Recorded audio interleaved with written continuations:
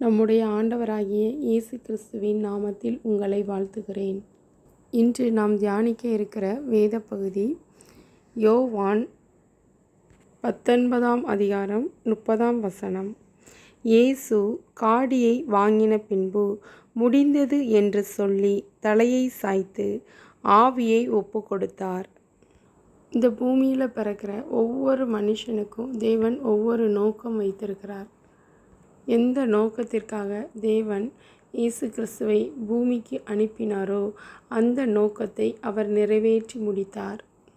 ஒரு காரியத்தின் துவக்கத்தை பார்க்கிலும் அதன் முடிவு நல்லது என்று பிரசங்கி 7 அதிகாரம் 8 கூறுகிறது. தேவன் ஆண்டவராகிய இயேசு கிறிஸ்துவுக்கு என்னென்ன கிரியைகளை நியமித்திருந்தாரோ அந்த கிரியைகளை அவர் செய்து முடித்தார். அவர் முடிந்தது என்று கூறும்போது பாடுகளை பற்றிய வசனங்கள் நிறைவேறின.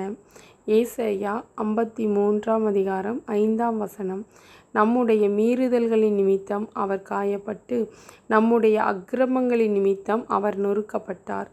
நமக்கு சமாதானத்தை உண்டு பண்ணும் ஆக்கினை அவர் மேல் வந்தது. அவருடைய தழும்புகளால் குணமாகின்றோம். ஆண்டவர் முடிந்தது என்று கூறும்போது அவர் பூமிக்கு வந்து பிறந்ததின் நோக்கத்தை அவர் வெற்றிகரமாக செய்து முடித்தார். அவர் சாத்தானை ஜெயித்தார். யூதர் புறஜாதிகள் என்ற திரை கிழிந்தது. மரணத்தின் ஆட்சி முடிவுக்கு வந்தது. பாவத்தின் வல்லமை முற்றிலும் அகற்றப்பட்டது.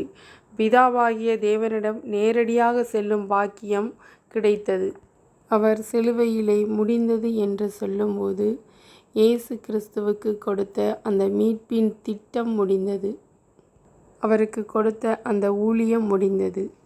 முழு கிரயமும் செலுத்தப்பட்டு முடிந்தது. நியாயப்பிரமாண காலம், அதாவது அந்த பழைய ஏற்பாட்டு காலம் முடிந்தது. சாத்தானின் கிரியைகள் அனைத்தும் அழிந்து முடிந்தது.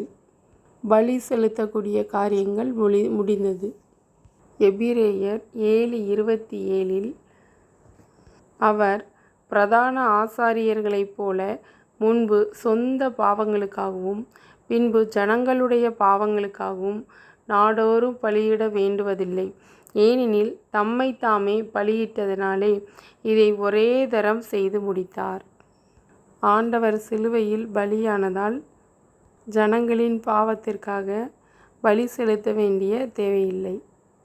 முடிந்தது என்ற வார்த்தை வெற்றியின் வார்த்தையாக உரக்க சத்தமாக ஒலித்தது.